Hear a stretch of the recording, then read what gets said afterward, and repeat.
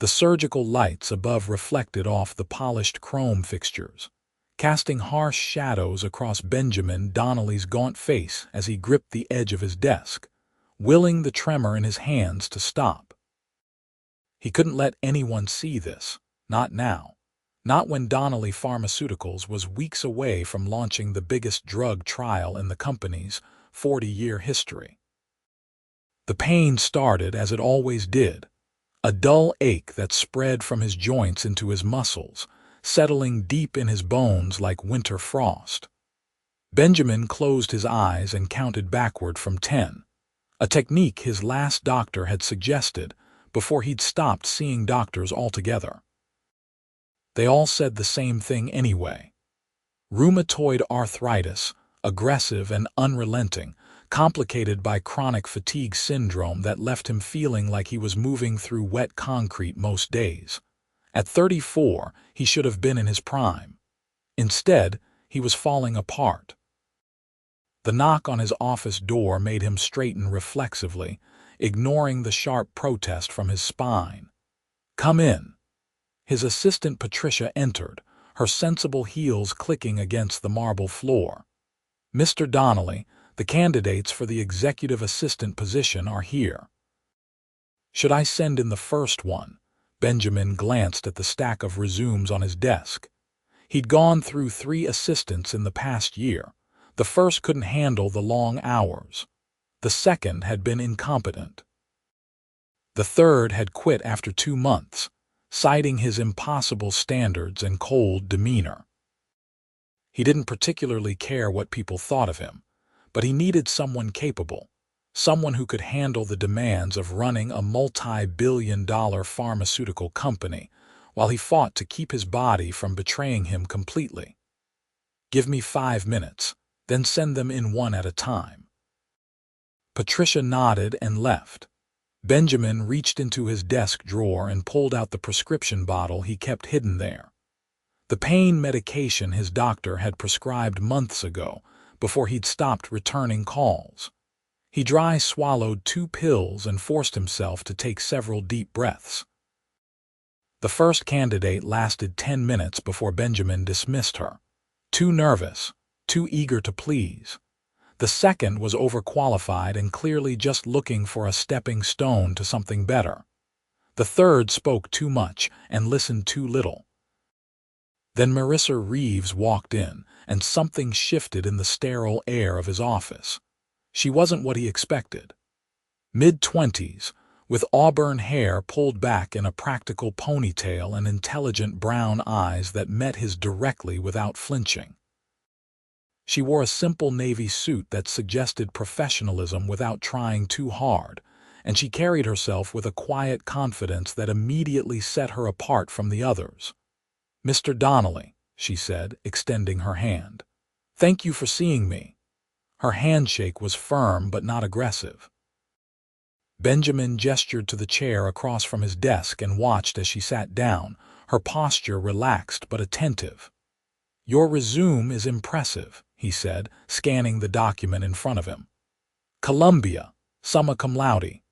3 years at Sterling Consulting, another 2 at Morrison Group. Why leave a good position to work as an executive assistant?" "Because I'm interested in the pharmaceutical industry specifically, and Donnelly Pharmaceuticals is the best in the business," Marissa replied without hesitation. "I've spent 5 years learning how companies operate from the outside. I want to understand how they work from the inside, particularly a company that's actually making a difference in people's lives." "That's very diplomatic," Benjamin said, "but Morrison Group would have given you better advancement opportunities." "Advancement isn't everything," Marissa said. "My mother died of ovarian cancer 3 years ago. Donnelly Pharmaceuticals developed the drug that gave her an extra 18 months with our family. I want to work somewhere that matters." The raw honesty in her voice caught him off guard. Benjamin studied her more carefully, noting the slight shadows under her eyes, the determined set of her jaw. This wasn't someone reading from a script or trying to impress him with rehearsed answers. This position demands long hours, often irregular schedules, he said. I'm not an easy person to work for. My standards are high, and I don't tolerate mistakes or excuses. I wouldn't expect anything less from someone running a company of this caliber, Marissa said. I'm not looking for easy, I'm looking for meaningful. Benjamin felt another tremor run through his hands and quickly clasped them together on his desk. The job requires discretion, complete discretion. Confidentiality is paramount. I understand. You'll essentially be managing my professional life. Scheduling, correspondence, preparing briefs, attending meetings, handling sensitive negotiations. There will be times when you know more about the company's operations than most of my executives. I'm ready for that responsibility. He should have asked more questions, should have brought her back for a second interview, should have checked her references more thoroughly. But something in his gut told him she was different from the others, that she might actually last. You start Monday, he said. 7 a.m. sharp. Patricia will handle the paperwork and show you around. Marissa's eyes widened slightly, the first crack in her composed exterior. Thank you, Mr. Donnelly. You won't regret this. As she stood to leave, Benjamin felt another wave of pain crash through him. He must have winced because Marissa paused at the door, concern flickering across her face. Are you all right, Mr. Donnelly? Fine, he said curtly. Just a headache. I'll see you Monday. She hesitated for just a moment before nodding and leaving. Benjamin waited until the door closed before allowing himself to slump in his chair, exhaustion washing over him like a tide. He had no way of knowing that hiring Marissa Reeves would change everything. Monday morning arrived with the kind of cold rain that made Benjamin's joints ache even more than usual. He'd barely slept, the pain keeping him up most of the night despite the medication. By the time he dragged himself to the office at 6:30, he felt like he'd aged 10 years overnight. Marissa was already there, sitting at the desk just outside his office, her computer already on, a notepad open beside her. You're early, he said, stopping short. I wanted to familiarize myself with the systems before the day officially started, she explained, looking up with a smile. Patricia left me detailed notes, but I figured it was better to be over-prepared. Benjamin grunted acknowledgement and went into his office. Through the glass walls, he could see Marissa settling in, her movements efficient and purposeful. He tried to focus on the reports waiting for him, but the pain was worse today, radiating from his shoulders down through his arms. An hour later, Marissa knocked and entered with a coffee. Patricia mentioned you take it black, 2 sugars, she said, setting it on his desk. Your first meeting is at 9 with the research and development team. I've pulled the latest trial data and prepared a summary brief. It's in your email, but I also printed a copy. She placed a folder beside his coffee, tabbed and organized with color-coded sections. Benjamin opened it and scanned the contents. It was thorough, concise, and highlighted exactly the information he'd need for the meeting. This is good work, he said, surprised despite himself. Thank you. Is there anything else you need before the meeting? No. Just make sure the conference room is set up, and the team has copies of the latest projections. Already done. Over the next 2 weeks, Marissa proved herself invaluable. She anticipated his needs before he voiced them, managed his impossible schedule with remarkable efficiency, and handled everything from difficult board members to demanding clients with a grace that made it look effortless. But she also noticed things Benjamin wished she wouldn't. Like the way he gripped his chair when standing up after long meetings, the slight limp he developed by afternoon, the barely perceptible tremor in his hands when he was tired, the pills he thought he was taking discreetly. She never said anything directly, but small changes started appearing. His desk chair was replaced with an ergonomic model that provided better lumbar support. The lighting in his office was adjusted to reduce glare. His schedule was mysteriously restructured so that his most demanding meetings happened in the morning when he had more energy, with strategic breaks built in throughout the day. "Did you rearrange my schedule?" he asked one afternoon, looking at his calendar. Marissa appeared in his doorway. "I optimized it based on the patterns I noticed over the past 2 weeks.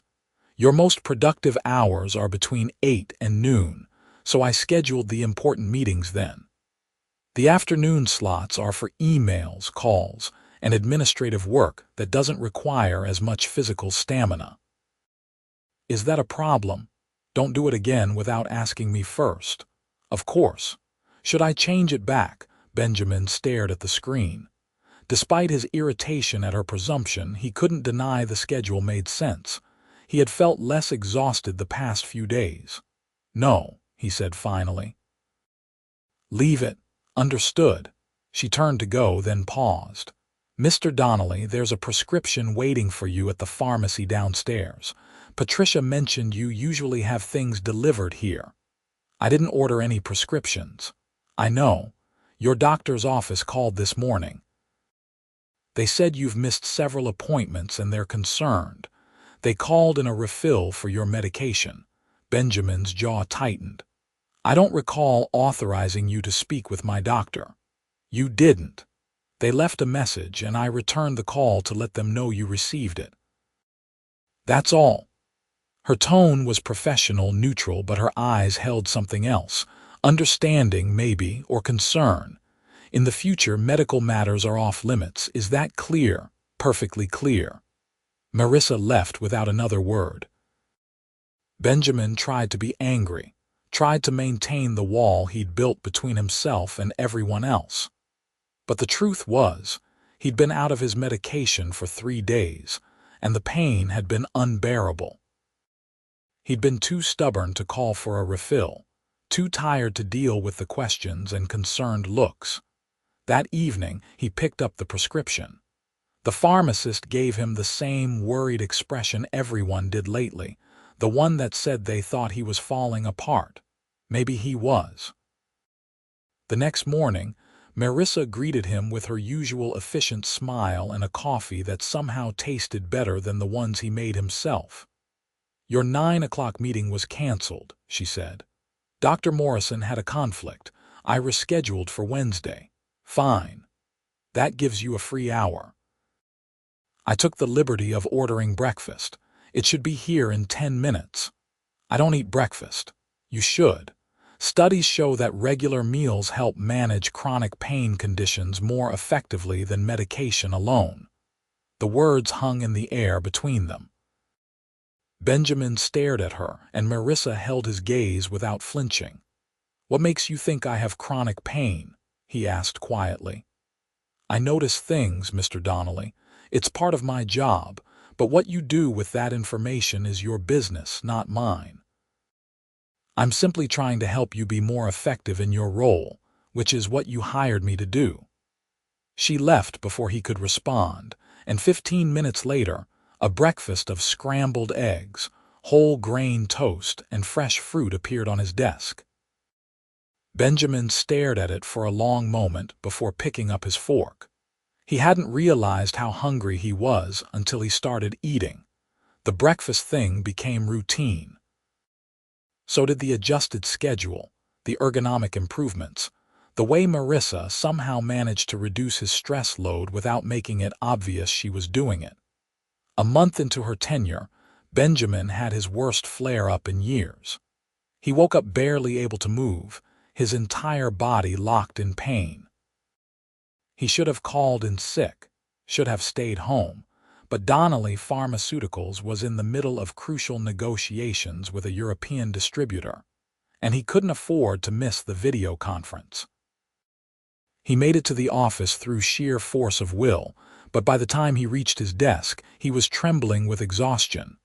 Marissa took one look at him and closed his office door. "You need to go home," she said quietly. "I have the conference call at 10. I can handle it. You're not qualified to negotiate distribution contracts. No, but I've sat in on every meeting for the past month. I've read all the briefing materials. I know the key points and the deal breakers. I can hold the line until you're well enough to close it yourself. Benjamin wanted to argue, wanted to insist he was fine, but another wave of pain made his vision blur. He gripped the desk, fighting to stay upright. "Let me call your driver," Marissa said, her voice gentle but firm. "Please, Mr. Donnelly." "You're not doing anyone any good like this, least of all yourself." He hated the weakness, hated admitting defeat, but his body had reached its limit. "Fine, but I want a full report on the call by noon." "You'll have it." Marissa helped him to the elevator, her hand steadying his elbow with a touch that was supportive without being pitying. She waited until his driver arrived and helped him into the car, and through it all, she maintained a professional composure that somehow made it easier for Benjamin to accept the help. He spent the day in bed, medicated and miserable, checking his phone obsessively despite knowing he should rest. At 11:45, Marissa's email arrived with a detailed summary of the call.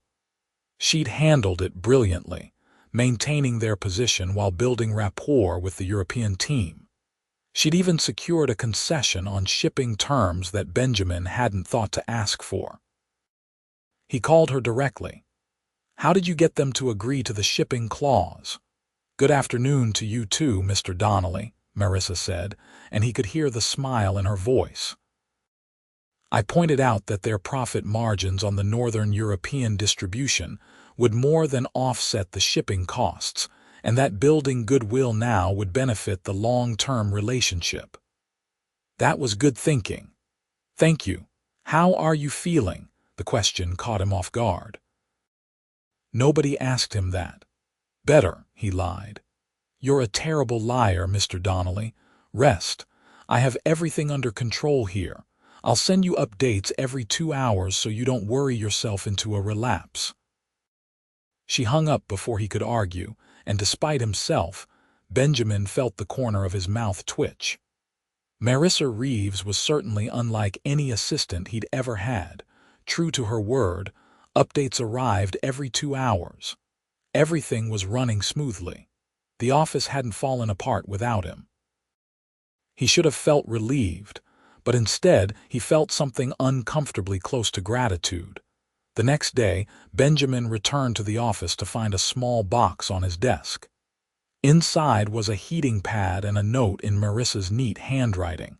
"For the bad days. No judgment, just practical support." He stared at the heating pad for a long time before tucking it into his desk drawer. He didn't use it that day, but knowing it was there felt oddly comforting. Over the following weeks, something shifted between them. Benjamin found himself relying on Marissa not just professionally, but in ways he hadn't expected.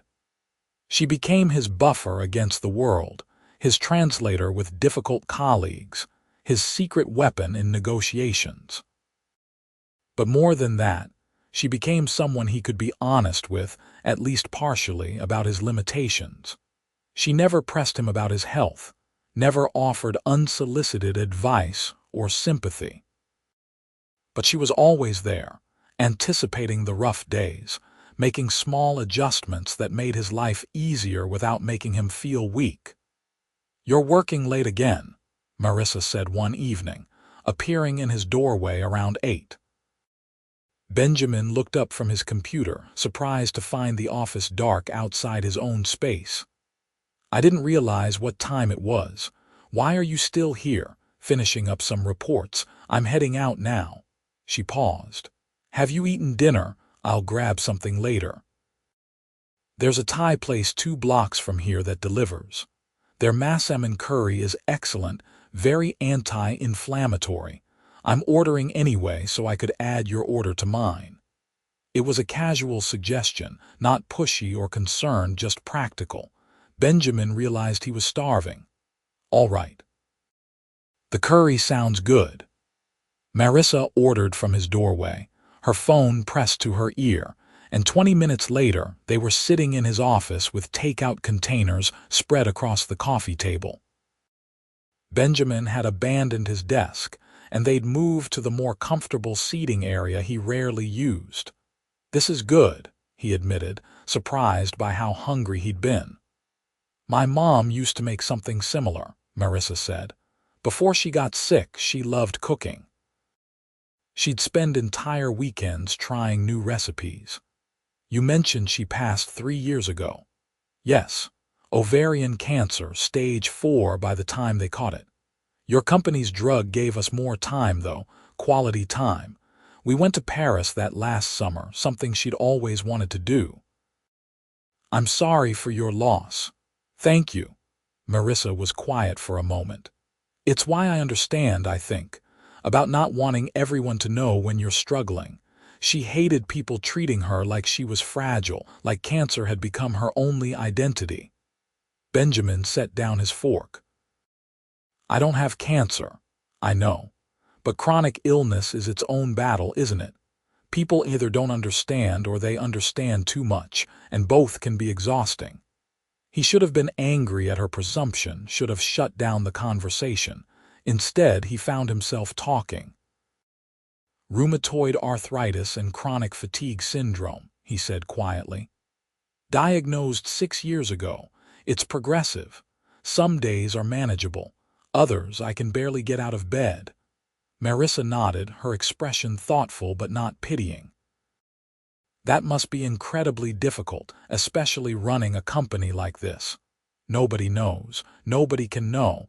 The board, the investors, they'd see it as weakness, liability. Your secret is safe with me.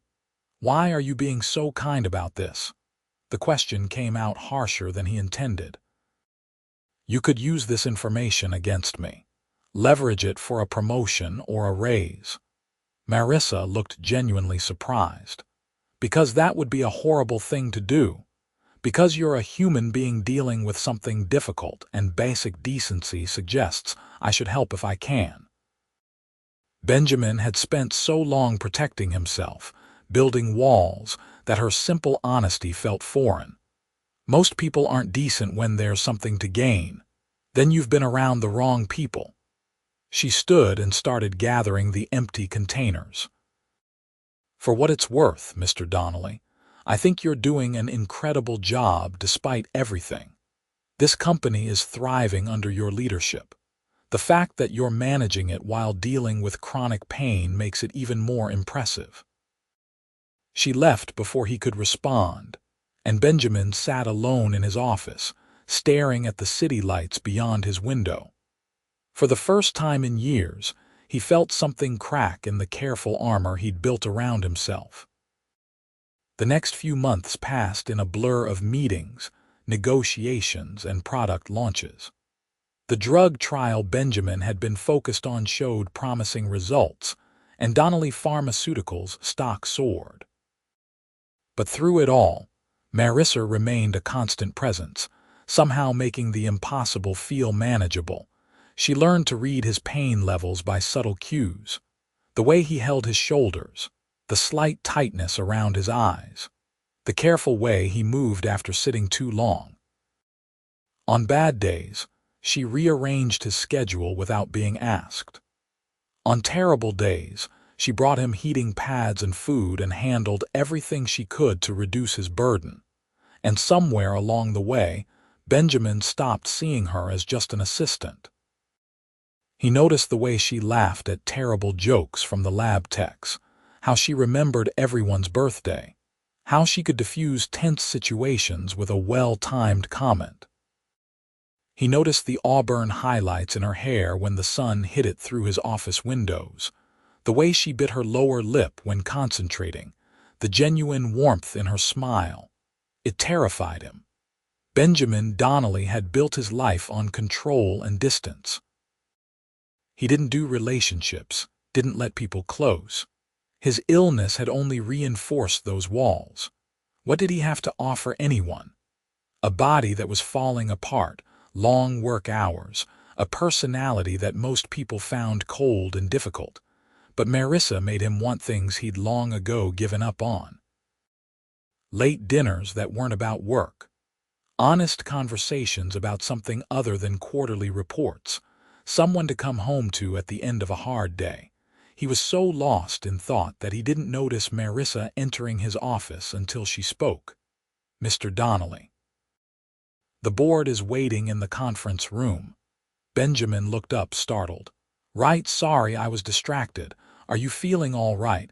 We can reschedule if you need to." "No, I'm fine." He stood, ignoring the protest from his knees. "Let's get this over with." The board meeting was contentious. One of the directors, Gerald Morrison, had been pushing for aggressive cost-cutting measures that would impact the research division. Benjamin had been fighting him for months, and today's meeting was meant to settle the matter. "We're a pharmaceutical company," Benjamin said, his voice hard. "Research is our lifeblood. Cut the budget now, and we lose our competitive edge in 3 years. "We're also a business," Gerald countered. "The shareholders want to see profits, not promises about future developments." "The shareholders want sustainable growth, which requires continued innovation." The argument went in circles for an hour. Benjamin felt his energy draining, the pain in his joints intensifying with each passing minute. He was preparing another rebuttal when Marissa, sitting quietly in the corner taking notes as she always did during board meetings, spoke up. "If I may," she said, her voice cutting through the tension. "I ran some projections based on historical data from similar companies that made significant research cuts.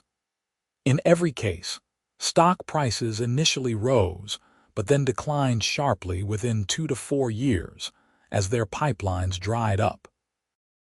Competitors with sustained research investments consistently outperformed them long-term." She passed around tablets displaying graphs and data. "Donnelly Pharmaceuticals has outperformed the industry average by 23% over the past 5 years precisely because of our research investment. The market values innovation, especially in this sector." Gerald studied the data, his expression grudging. "Where did you get these projections?" "I compiled them from publicly available data and industry reports. The pattern is consistent across multiple companies and market conditions." The room fell silent as the board members reviewed the information. Finally, Gerald nodded slowly.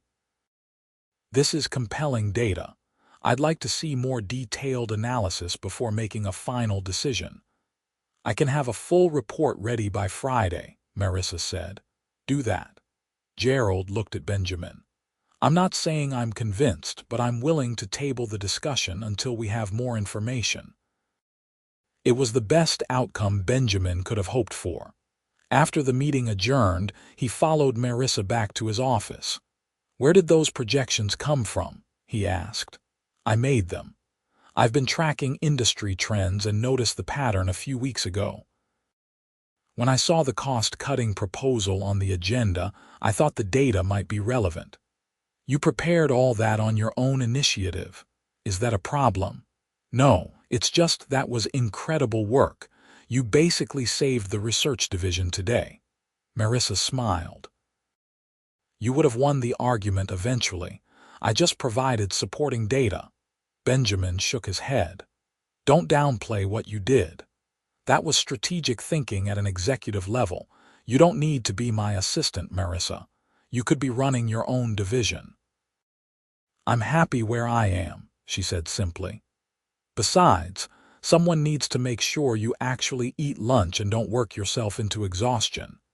He wanted to tell her she was remarkable, that she'd become essential to him in ways that went far beyond professional. Instead, he said, "Thank you for everything." Their eyes met, and for a moment something passed between them. Recognition, maybe, possibility. Then Marissa looked away, her cheeks slightly flushed. "I should get started on that report for Gerald," she said. "Do you need anything else?" "No, go ahead." After she left, Benjamin sat at his desk, his mind churning. He was falling for his assistant, which was a cliché and a terrible idea and probably a dozen kinds of inappropriate, but he couldn't seem to stop it. The situation came to a head 3 weeks later during the company's annual charity gala. Donnelly Pharmaceuticals hosted the event every year, raising money for cancer research. It was a massive affair, hundreds of guests in formal wear, millions of dollars pledged before the night ended. Benjamin usually dreaded the gala. Hours of standing, making small talk, pretending he wasn't in pain. But this year, Marissa would be there, and that changed everything. He saw her as soon as he entered the ballroom.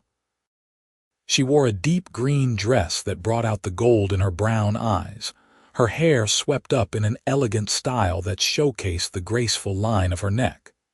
She was talking with a group of donors, her easy charm making them laugh. Benjamin forced himself to focus on his own responsibilities, working the room, thanking sponsors, giving his speech about the importance of continued research funding. But his eyes kept drifting back to Marissa. Halfway through the evening, he saw her cornered by Gerald Morrison, who was standing too close and talking too animatedly. Marissa's smile had gone tight, her body language closed off. Without thinking, Benjamin crossed the room. "Gerald, I need to borrow Miss Reeves for a moment," he said smoothly. "There's a donor who wants to discuss the research report." It was a transparent excuse, but Gerald stepped back. "Of course. We can continue our conversation later, Marissa." Benjamin guided her away, his hand lightly touching her lower back. "Are you all right?" "I'm fine. Gerald was just being, well, Gerald, thank you for the rescue. He was making you uncomfortable." "A little. Nothing I couldn't handle, but I appreciate the intervention."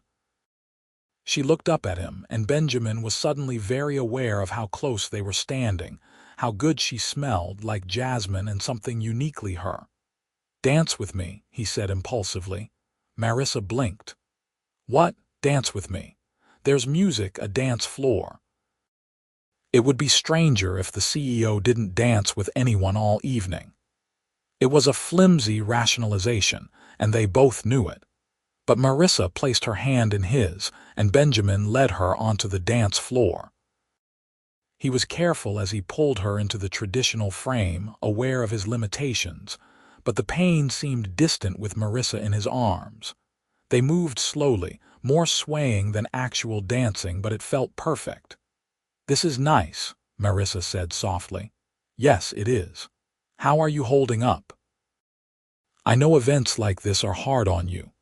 Even now, she was thinking of his comfort. Benjamin looked down at her, at the genuine concern in her eyes, and felt something break open in his chest. "Better now," he said honestly. They danced through 2 songs, neither of them speaking, just moving together. Benjamin was aware of people watching, would probably face questions later, but he couldn't bring himself to care. When the music ended, Marissa stepped back reluctantly. "I should get back to networking. There are several potential donors I wanted to talk to." "Marissa, wait." She turned back, questioning. Benjamin knew he should keep quiet, should maintain professional boundaries, should protect them both from the complication. But standing there in his tuxedo, watching her glow in the soft lighting, he couldn't hold back anymore. "Have dinner with me," he said. "A real dinner, not working late at the office, just the 2 of us." Marissa's eyes widened. "Mr. Donnelly, Benjamin, please. And before you say no, I know this is complicated. I know I'm your boss, and there are professional considerations, and probably 100 reasons this is a bad idea. But I'd like to take you to dinner anyway, if you're willing." She was quiet for a long moment, and Benjamin felt his heart hammering against his ribs. Then, slowly, she smiled. "I'd like that. Very much." Relief flooded through him. "Tomorrow night, there's a French restaurant in Midtown, Chez Laurent, best food in the city. Tomorrow sounds perfect." They stood there, grinning at each other like idiots, until someone needed Benjamin's attention and Marissa slipped away to talk to donors. But for the rest of the evening, Benjamin felt lighter than he had in years. The next day crawled by. Benjamin tried to focus on work, but his mind kept drifting to the evening ahead. He'd made reservations at Chez Laurent, called his driver, even picked out what he was going to wear. It had been years since he'd been on an actual date, and the nervousness felt foreign and oddly exhilarating. Marissa was professional as ever at work, but he caught her smiling at nothing several times, and once their eyes met across a meeting room, and the look she gave him made his pulse race. At 6, he sent her home to get ready, then left himself to shower and change. He chose a charcoal suit, dark blue shirt, no tie, casual but elegant. He took his evening medication early, hoping it would keep the pain manageable through dinner. He picked Marissa up at her apartment in Brooklyn, a modest building in a neighborhood full of young professionals. She was waiting outside, wearing a burgundy dress that hugged her curves and heels that brought her almost to his height. Her hair was down in soft waves around her shoulders. "You look beautiful," Benjamin said as she slid into the car. "Thank you. You clean up pretty well yourself." She was nervous, he realized. It was oddly endearing. Chez Laurent was everything Benjamin had promised. Intimate lighting, excellent food, impeccable service. They started with wine and conversation that had nothing to do with work. Marissa told him about growing up in Vermont, about her 2 younger brothers, about studying art history before switching to business. "Art history to business is quite a shift," Benjamin said. "My mom got sick during my junior year. I realized I wanted to do something that could make a tangible difference, not just appreciate beauty. Business seemed like a path to impact. Do you regret it?" "No, but I still visit museums on weekends. The Met is my favorite." Benjamin found himself relaxing, the conversation flowing easily. Marissa had a way of making him feel comfortable, of drawing him out without pushing. He told her about starting at Donnelly Pharmaceuticals right out of business school, about working his way up from analyst to CEO, about the pressure of living up to his father's legacy. "Your father founded the company, didn't he?" Marissa asked. "Yes, he died 10 years ago, heart attack. He was only 55.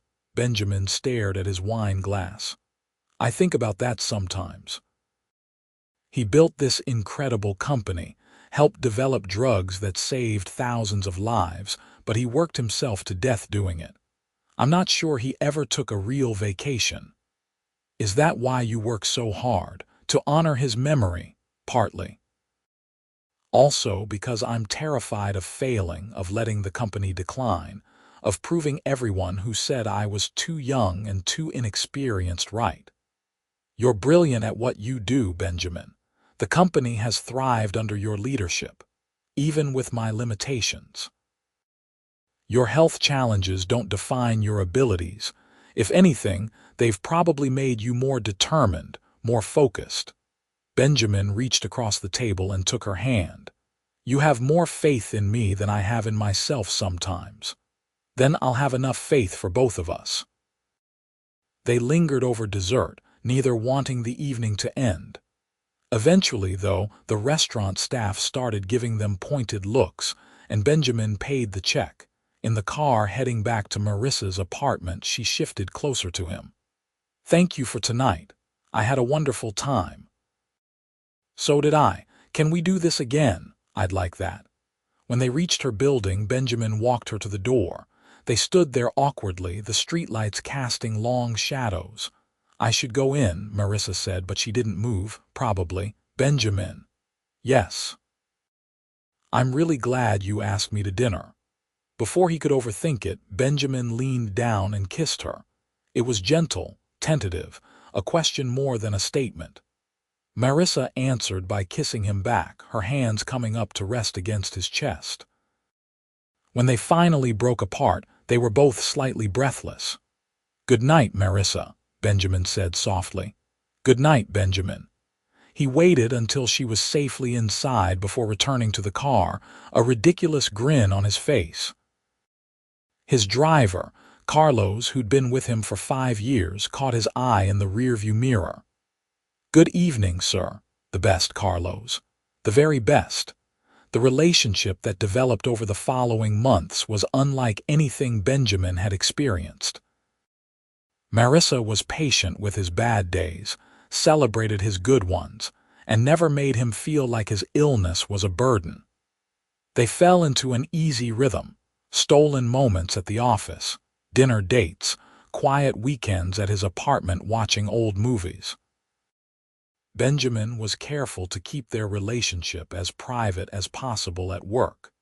He didn't want anyone to think Marissa had gotten her position through anything other than merit, and he didn't want their personal life to become office gossip. But he suspected people knew anyway. It was hard to completely hide the way he looked at her, the way she made him smile. 5 months into their relationship, Benjamin had his worst flare-up yet. He woke up at 3 in the morning in agony, his entire body locked up, unable to move. He'd experienced bad episodes before, but this was different. Worse, he managed to reach his phone and call Marissa. She answered on the second ring, voice thick with sleep. "Benjamin, what's wrong?" "I need help," he managed. "I can't move, the pain." "I'm coming over, hold on." She arrived 20 minutes later, letting herself in with the key he'd given her a month ago. Benjamin was still in bed, curled on his side, trembling. Marissa took one look at him and called his doctor, explaining the situation with a calm efficiency that cut through Benjamin's pain-fogged mind. Then she helped him take his medication, brought him water, and sat beside him on the bed. "The doctor is coming in an hour," she said, stroking his hair gently. "Just breathe. I'm here." Benjamin wanted to tell her she didn't have to do this, that she should leave, that he was too much trouble. But the words wouldn't come, and having her there made everything slightly more bearable. His doctor, Patrick Chen, arrived as promised and examined Benjamin thoroughly. "You're in a serious flare," he said. "I'm going to prescribe a stronger anti-inflammatory and adjust your pain medication. But Benjamin, you need to slow down. The stress is making everything worse." "I can't slow down, I have a company to run. Then you'll end up in the hospital, which will definitely slow you down." Dr. Chen looked at Marissa. "Can you help him see reason?" "I'll do my best." After Dr. Chen left, Marissa helped Benjamin to the bathroom, made him comfortable, and called the office to clear his schedule for the week. "You can't cancel everything," Benjamin protested weakly. "Watch me." She was already on the phone with Patricia, efficiently delegating and rescheduling. When she finished, she sat on the edge of the bed. "You're taking the week off, doctor's orders and mine." "Marissa, no arguments. Your health is more important than any meeting or deadline. The company will survive a week without you." Benjamin wanted to argue, but exhaustion was pulling him under. "Stay with me." "I'm not going anywhere." She kept her promise. Over the next week, Marissa essentially moved into Benjamin's apartment, managing his care with the same efficiency she brought to everything else. She made sure he took his medication on time, cooked meals that were both delicious and aligned with anti-inflammatory guidelines, and kept him from checking his work email every 5 minutes. But more importantly, she just stayed. She read to him when he was too tired to focus on a screen. She sat with him during the worst pain spikes, her presence a steady anchor. She made him laugh even when he felt terrible. By day 4, Benjamin was feeling marginally better. He was sitting up in bed, actually reading instead of just pretending to, when Marissa brought him lunch. "Grilled salmon and quinoa," she announced, "with roasted vegetables, very boring and very healthy. You're an excellent nurse." "I'm a terrible nurse, I just care about you." She set the tray on his lap and sat beside him. "How's the pain today?" "Better, still bad, but manageable." "Good." She was quiet for a moment. "Benjamin, can I ask you something?" "Of course." "Why did you stop seeing Dr. Chen regularly? Patricia mentioned you used to have monthly appointments but stopped about 6 months before I started." Benjamin set down his fork. "Because I was tired of hearing there was nothing more they could do, tired of the pity in everyone's eyes. It felt easier to just manage on my own." "Except you weren't managing. You were slowly getting worse." "I know." He took her hand. "But I'm stubborn and proud and not very good at asking for help. I've noticed." Her smile was gentle. "Will you start seeing Dr. Chen regularly again and actually follow his advice? If you'll come with me to the appointments. Deal."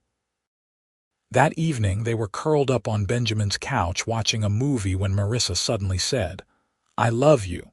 Benjamin's breath caught. They hadn't said those words yet, though he'd been feeling them for months. "You do?" "Yes, I love you. I love your determination and your integrity, and the way you care so deeply about your company's mission, even when you pretend you're just focused on profits. I love how you remember small details about people and do thoughtful things when no one's watching. I love your dry sense of humor and your terrible taste in action movies. I love all of you, including the parts that hurt." Benjamin felt something tight in his chest loosen. "I love you too. I think I have for a while now. You're the best thing that's happened to me in years, Marissa. Maybe ever." She kissed him then, soft and sweet, and Benjamin felt a peace he'd never known. For so long, his illness had defined his life, limited his choices, made him believe he didn't deserve happiness. But Marissa saw past all of that to the person underneath. When Benjamin returned to work the following week, he did so with a new perspective. He started seeing Dr. Chen regularly again, following a comprehensive treatment plan that included medication, physical therapy, and lifestyle changes. He learned to delegate more, to trust his team to take breaks when he needed them. Most importantly, he stopped hiding his condition like it was something shameful. He didn't broadcast it, but he stopped pretending to be invincible. And he discovered that most people were more understanding than he'd given them credit for. The research division's new drug trial showed remarkable results, and 6 months after Benjamin's major flare-up, Donnelly Pharmaceuticals announced a breakthrough treatment for pediatric leukemia. The news made international headlines, and the company's stock reached record highs. At the celebration party, Benjamin pulled Marissa aside. They'd been together for over a year now, and she'd been promoted to Director of Strategic Planning, a position she'd earned through her brilliant work and innovative thinking. "I have something for you," he said, reaching into his pocket. Marissa's eyes widened as he pulled out a small velvet box. "Benjamin, before you panic, let me say something." He took her hand. "A year and a half ago, I was barely holding myself together. I was in constant pain, isolated, convinced that my illness meant I had to face everything alone. Then you walked into my office for a job interview, and everything changed. You changed my life too," Marissa said softly. "You taught me that strength isn't about suffering in silence. It's about being vulnerable enough to accept help, brave enough to let people in. You've supported me through my worst days and celebrated my best ones. You've never seen my illness as a weakness or a burden. You just saw me." Benjamin opened the box, revealing a platinum ring with a deep red ruby surrounded by small diamonds. "This was my grandmother's ring. She gave it to my father when he proposed to my mother, and he gave it to me before he died. I've been carrying it around for 3 weeks, waiting for the right moment." Tears were streaming down Marissa's face. "I know we still have challenges ahead. My health will always be unpredictable and there will be hard days, but I want to face them with you if you'll have me. Marissa Reeves, will you marry me?" "Yes," she said without hesitation. "Yes, absolutely yes." Benjamin slipped the ring onto her finger and kissed her as their colleagues erupted in applause around them. He'd forgotten they were at a party, forgotten everything except the woman in his arms. Later, when they'd escaped to his office for a moment of peace, Marissa examined her ring in the light. "It's beautiful. Your grandmother had excellent taste. She'd have loved you. She was tough and practical and didn't take anyone's nonsense, kind of like someone else I know." Marissa laughed. "I'll take that as a compliment. It was meant as one." Benjamin pulled her close. "Thank you for saying yes, for that, but also for everything else. For seeing past the walls I'd built, for being patient with me, for loving me when I'd convinced myself I was unlovable." "You were never unlovable, Benjamin. You were just hurt and scared, which is completely understandable. But you're also brilliant and kind and stronger than you think. We're quite the mutual admiration society, aren't we? The best kind." They were married 6 months later in a small ceremony at a vineyard in Napa Valley. Benjamin's health had stabilized under Dr. Chen's care and Marissa's watchful eye. He still had bad days, still dealt with pain and fatigue, but he'd learned to manage it better, to accept his limitations without letting them define him. Marissa was a radiant bride in ivory silk, her hair woven with small white flowers. Benjamin thought she'd never looked more beautiful. They exchanged vows under a canopy of wisteria, promising to support each other through sickness and health, good days and bad. At the reception, Benjamin's best man and longtime friend Marcus gave a toast. "I've known Ben for 15 years, and I've watched him build an incredible company and do amazing things. But I've never seen him as happy as he's been this past year with Marissa. She's brought light into his life, and watching them together gives me hope that the right person really can make everything better." It was true. Marissa hadn't cured Benjamin's illness.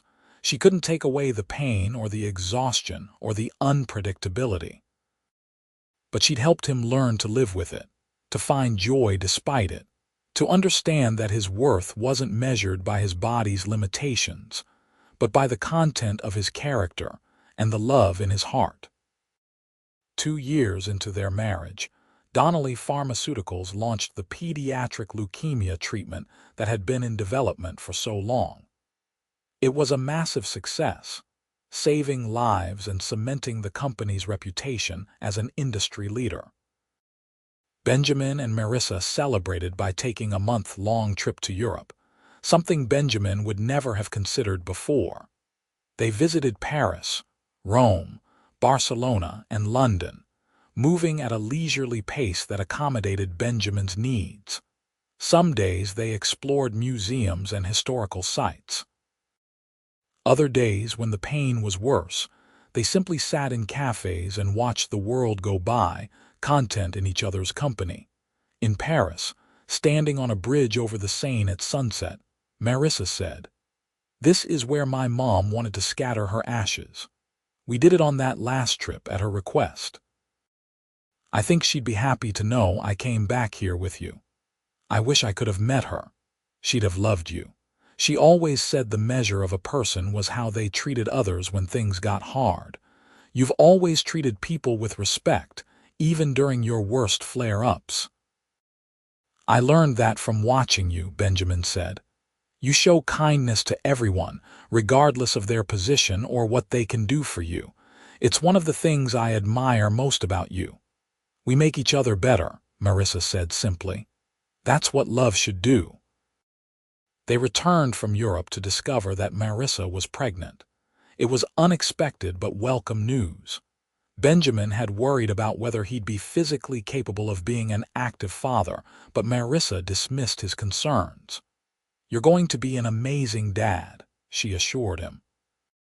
"Yes, you'll have limitations, but you'll also teach our child about perseverance and resilience and facing challenges with grace. Those are valuable lessons." Their daughter, Charlotte Rose Donnelly, was born on a snowy January morning. Benjamin held her for the first time and felt his heart expand in ways he hadn't known were possible. She was tiny and perfect, with Marissa's eyes and his dark hair. "She's incredible," he whispered, unable to look away from his daughter's face. "She really is." Marissa looked exhausted but radiant. "Welcome to the world, Charlotte." Fatherhood brought new challenges. Sleepless nights were particularly hard on Benjamin's health, and there were times when the pain made it difficult to hold Charlotte or play with her the way he wanted. But Marissa was always there, supporting him, reminding him that being present mattered more than being perfect. Benjamin adjusted his work schedule, delegating more responsibilities so he could spend mornings at home with his family. He'd hired a chief operating officer, a brilliant woman named Sandra Michaels, who handled much of the day-to-day operations. It was liberating to share the burden, to admit he didn't have to do everything himself. On Charlotte's first birthday, Benjamin and Marissa hosted a small party at their home. As he watched his daughter smash her face into a cupcake, surrounded by family and friends, Benjamin felt overwhelming gratitude. "What are you thinking about?" Marissa asked, coming to stand beside him. "How different my life is now compared to 3 years ago. How I never imagined I could have a wife I love, a beautiful daughter, genuine happiness. You deserve all of it and more." "Only because I took a chance on an overqualified woman who applied to be my assistant," Marissa laughed. "Best hiring decision you ever made, without question." Benjamin pulled her close, careful of his daughter's sticky hands. "Thank you for not giving up on me, even when I was determined to push everyone away. Thank you for letting me in." 5 years after their wedding, Benjamin stood at a podium accepting an industry award for Donnelly Pharmaceuticals' contributions to medical research. The company had developed 3 groundbreaking treatments in as many years, and Benjamin had been named Pharmaceutical Executive of the Year. In his acceptance speech, he did something he'd never done before. He talked about his illness. 10 years ago, I was diagnosed with rheumatoid arthritis and chronic fatigue syndrome," he said, his voice steady despite his nerves. "I spent years hiding it, convinced that admitting to chronic illness would make people see me as weak, as incapable of leading this company. I was wrong." He found Marissa in the audience, her eyes shining with pride. "What I've learned is that vulnerability isn't weakness. Asking for help isn't failure. And chronic illness doesn't define your worth or limit your potential. It just means you have to be smarter about how you approach your goals. I've been fortunate to work with an incredible team who supported me once I finally opened up about my challenges. But most importantly, I've been blessed with a wife who taught me that true strength lies in being honest about your limitations and refusing to let them stop you from pursuing your dreams." The speech made headlines.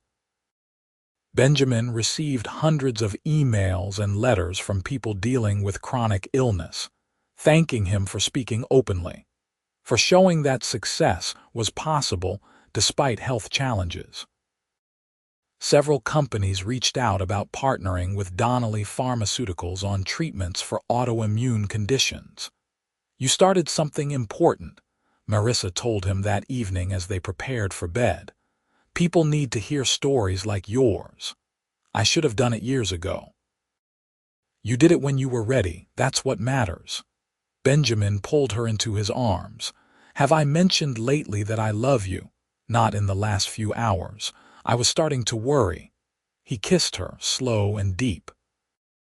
Even after years of marriage, even with the exhaustion of parenting and demanding careers, they still made time for each other, still prioritized their relationship.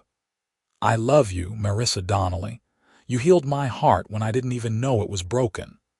"We healed each other," she corrected. "That's how the best love stories work." On their 10th anniversary, Benjamin and Marissa renewed their vows in the same vineyard where they'd married. Charlotte was 9 now, a bright, energetic girl who'd inherited her mother's kindness and her father's determination. She served as their flower girl, beaming with pride. Benjamin's health had remained relatively stable over the years, thanks to continued medical care, lifestyle modifications, and Marissa's unfailing support. He still had flare-ups, still dealt with pain and fatigue, but he'd learned to manage it, to work with his body instead of against it. As they exchanged new vows, promising another 10 years and beyond, Benjamin reflected on the journey that had brought them here. From that first interview where Marissa had walked into his office and somehow seen past his walls, through the gradual building of trust and love, to this moment surrounded by family and friends. "I promise to keep choosing you every single day," Benjamin said, holding Marissa's hands. "To support your dreams as you've supported mine. To be the best husband and father I can be, limitations and all. To never take for granted the gift of your love. I promise to continue being your partner in all things," Marissa replied. "To celebrate your strengths and support you through your struggles. To remind you on hard days that you're stronger than you think. To love you exactly as you are, today and always." They kissed as Charlotte cheered and their guests applauded, and Benjamin knew with absolute certainty that hiring Marissa Reeves had been the best decision of his life. Later, at the reception, Benjamin's old friend Marcus approached him. "You know, 10 years ago when you hired that overqualified assistant, I thought you were crazy. I figured she'd leave in 6 months for something better." "So did I," Benjamin admitted, "but she saw something in you that you couldn't see in yourself. She recognized that behind all your defenses was someone worth fighting for. She saved me, Marcus, from myself, from isolation, from a life half-lived. You saved each other. That's what the great love stories are about." As the evening wore on and Benjamin danced with his wife under the stars, he thought about how close he'd come to pushing her away. How his fear and pride had nearly cost him everything. But Marissa had been persistent in her quiet way, showing him through actions rather than words that he was worthy of love, that his illness didn't make him less, that vulnerability was a form of courage. "What are you thinking about?" Marissa asked, her head resting on his shoulder as they swayed to the music. "How grateful I am. For you, for Charlotte, for this life we've built together, for having the sense to hire you all those years ago. I'm grateful, too, for taking a chance on a job that seemed too good to be true. For finding not just a career but a partner and a purpose. Do you ever regret giving up your own ambitions to support mine?"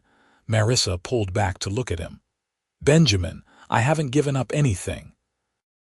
I'm the director of strategic planning for one of the most successful pharmaceutical companies in the world. I'm married to a man I love and respect. I have a beautiful daughter and a life full of meaning. I have exactly what I wanted. Still, you could have run your own company by now. Maybe. But I'd rather build something meaningful together than chase titles alone.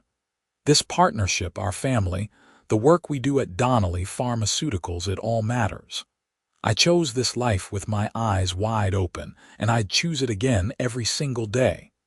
Benjamin kissed her forehead. "I love you so much it terrifies me sometimes." "Good. Love should be a little terrifying. It means it matters." They danced until Charlotte interrupted, insisting on joining them. Benjamin lifted his daughter up, settling her on his hip despite the protest from his joints, and the three of them swayed together as one family. Watching them, Benjamin thought about the young man he'd been a decade ago, so convinced that his illness made him unworthy of love, so determined to face everything alone. That version of himself seemed like a stranger now. Marissa hadn't cured his chronic pain, but she taught him something far more valuable: that suffering didn't have to be faced in isolation, that asking for help was a sign of wisdom rather than weakness, and that true strength came from vulnerability and connection. Years passed in a blur of birthdays and holidays, business successes and quiet family moments. Charlotte grew into a confident teenager with her mother's compassion and her father's analytical mind. Donnelly Pharmaceuticals continued to thrive, developing innovative treatments that improved countless lives. Benjamin's health had its ups and downs, but he'd made peace with his body's limitations. There were hard days when the pain kept him bedridden, when even simple tasks felt insurmountable. But there were also good days, weeks even, when he felt almost normal. And through all of it, Marissa remained his anchor, his supporter, his greatest love. On their 20th anniversary, Benjamin took Marissa back to Paris, to the bridge where they'd stood years earlier. They were older now, with silver threading through their hair and lines around their eyes, but the love between them had only deepened with time. 20 years, Marissa said, leaning against the railing and watching the sunset paint the sky in shades of gold and pink. It's gone by so fast. The best years of my life, Benjamin said, wrapping his arms around her from behind. Thank you for loving me through all of it, the pain and the victories, the challenges and the triumphs. Thank you for letting me love you, for trusting me with your heart and your struggles. They stood there in comfortable silence, watching the city lights begin to twinkle as darkness fell. Benjamin thought about all the moments that had brought them to this point: that first interview, the late dinners at the office, the night of the charity gala, the terrible flare-up that had first shown him how deep Marissa's care truly ran. I never told you this, Benjamin said quietly, but that week when I was so sick and you stayed with me, taking care of me, that was when I truly understood that you loved me. Not because of what I could do or provide, but just because I was me. I did love you, Marissa confirmed. I already had for months by then. Why didn't you say anything? Because I knew you needed to work through your own feelings first. You were so convinced that your illness made you unlovable, so certain that you'd be a burden. I had to wait for you to realize that none of that mattered to me. You're remarkably patient. You're remarkably worth it. Benjamin turned her to face him, cupping her face in his hands. Despite the arthritis that sometimes made his fingers ache and swell, despite all the years and changes, touching Marissa still felt like coming home. I love you, Marissa Donnelly. You healed something in me I didn't even know was broken. Not my body, but my heart, my spirit, my ability to hope and dream and believe in happiness. And you taught me what true partnership looks like, Marissa replied. What it means to support someone through real challenges, not just the easy moments. You made me stronger too, Benjamin. They kissed as the city lights sparkled around them, two people who'd found each other against the odds and built something beautiful together. When they returned home, Charlotte greeted them at the door. She was 18 now, preparing to start college in the fall with plans to study biochemistry. She wanted to follow in her father's footsteps, to help develop treatments that would improve lives. How was Paris? She asked, hugging them both. Perfect, Marissa said. Just like the last time we were there. You two are disgustingly romantic, you know that, Benjamin laughed. Wait until you meet someone special, then you'll understand. If I'm half as lucky in love as you two, I'll consider myself blessed. Charlotte's expression turned serious. Dad, I wanted to tell you something. I've been thinking a lot about what I want to focus on in my research eventually. Yes, autoimmune conditions. Specifically, rheumatoid arthritis. I want to help develop better treatments, maybe even a cure someday. Benjamin felt his throat tighten with emotion. Charlotte, you've never let your illness stop you from achieving incredible things, she continued. But I've also watched how much you struggle sometimes, how much pain you endure.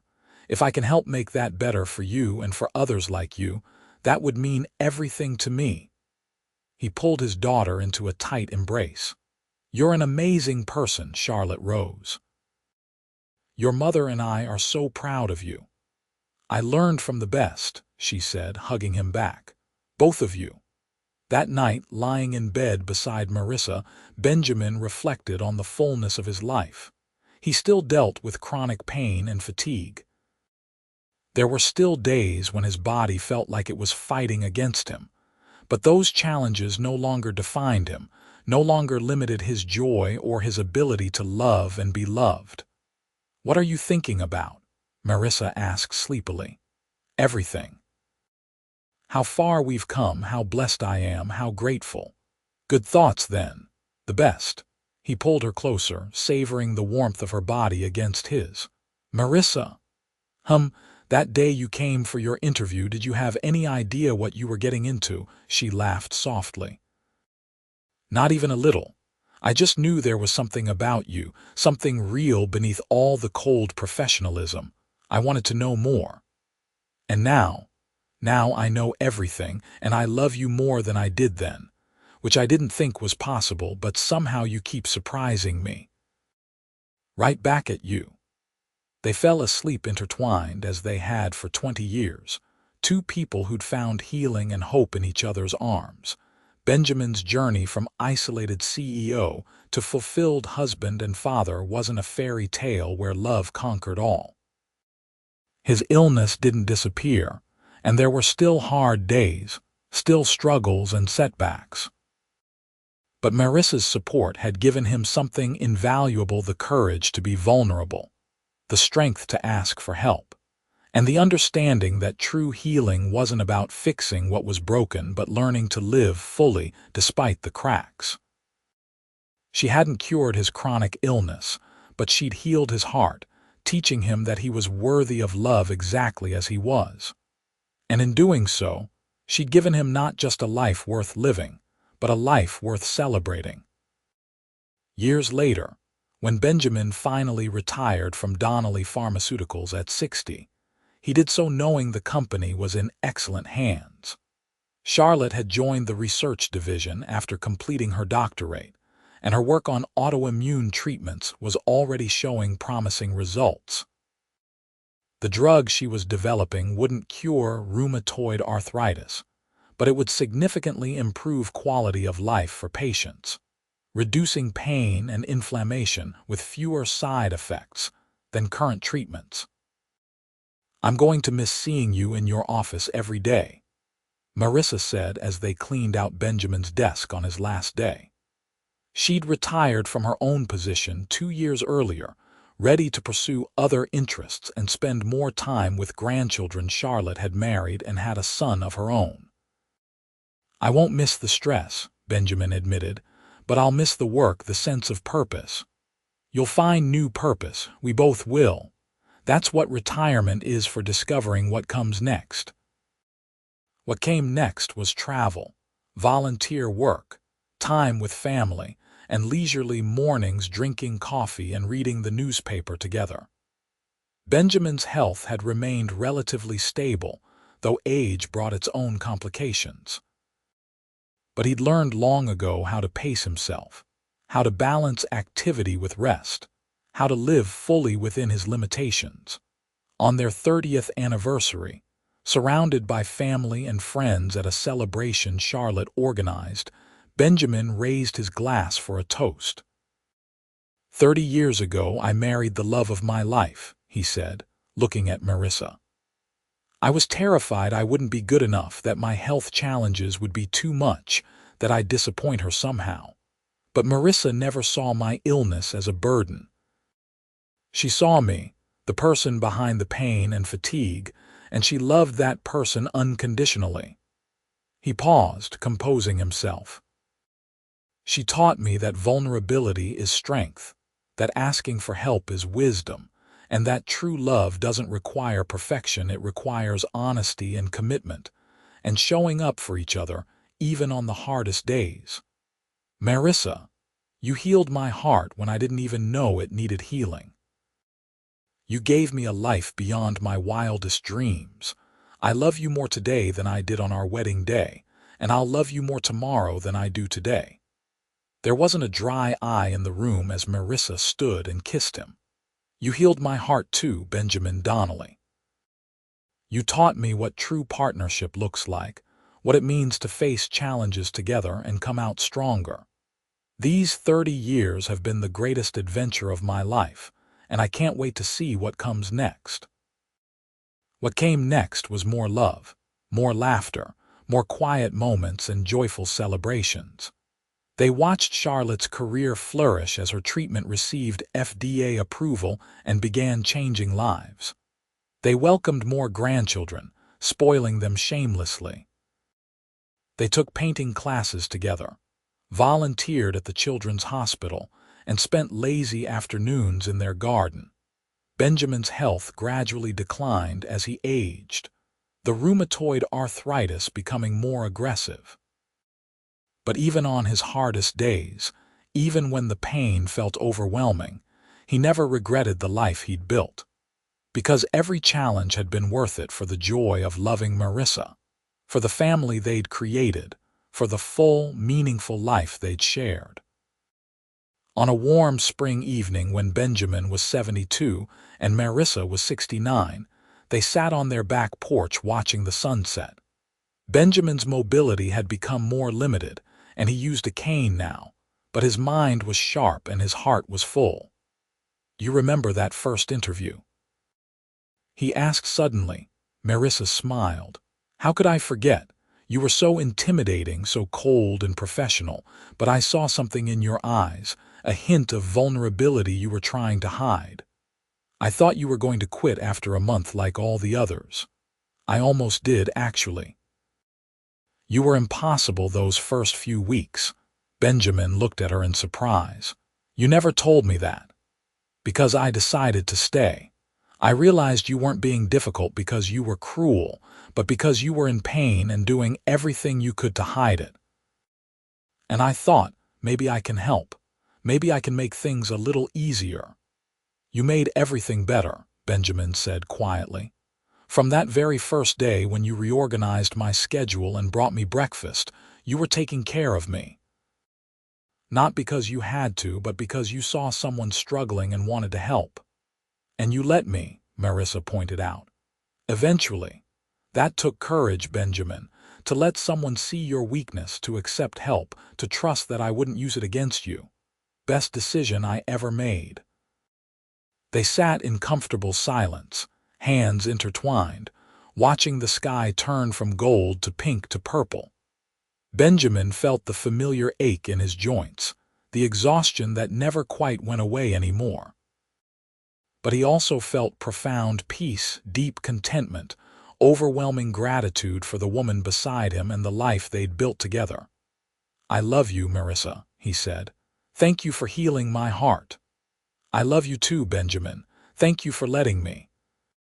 As darkness fell and stars began to appear, they remained on the porch, two people who'd found each other against the odds and created something beautiful together. Benjamin's chronic illness had been a part of their story, but it had never defined their love. That had been defined by patience and kindness, by vulnerability and support, by two people choosing each other every single day for over 3 decades. And when Benjamin eventually passed peacefully in his sleep at 78, surrounded by family and having lived a full, meaningful life far beyond what he'd once thought possible, his final thoughts were of gratitude for Marissa, for their family, for every moment they'd shared. Marissa lived another decade after Benjamin's death, carrying their love with her through volunteer work, time with grandchildren and great-grandchildren, and quiet moments remembering their life together. She never remarried, content with the perfect love story they'd written together. When she passed at 82, Charlotte found letters her mother had written over the years, documenting the love story that had defined her life. In them, Marissa had written about that first interview, about falling in love with the guarded CEO who needed healing, about watching him transform from isolated and struggling to open and fulfilled. The final letter, written just weeks before Marissa's death, ended with these words: "I walked into Benjamin Donnelly's office looking for a job and found my life's purpose instead. He thought I was there to assist him professionally, but fate had other plans. I helped him manage his chronic illness, but more importantly, I helped him learn to live fully despite it. And he healed my heart in return, teaching me what unconditional love really means. Our story wasn't perfect or easy, but it was real and beautiful and worth every challenge. I would choose it again in a heartbeat." Charlotte read those words at her mother's funeral, tears streaming down her face, and looked out at the crowd of family and friends whose lives had been touched by Benjamin and Marissa's love story. Their legacy lived on not just in the pharmaceutical company and medical treatments, but in the example they'd set of courage and vulnerability, of partnership and support, of loving someone completely, limitations and all. It was a love story that had started with a job interview and ended with a lifetime of happiness, proving that sometimes the best things in life come when we let down our walls and allow someone to see us, really see us, in all our imperfect, struggling, beautiful humanity. Benjamin and Marissa had found that in each other, and in doing so, had healed not just one heart, but two, creating a love that would echo through generations as a testament to the transformative power of caring for someone exactly as they are.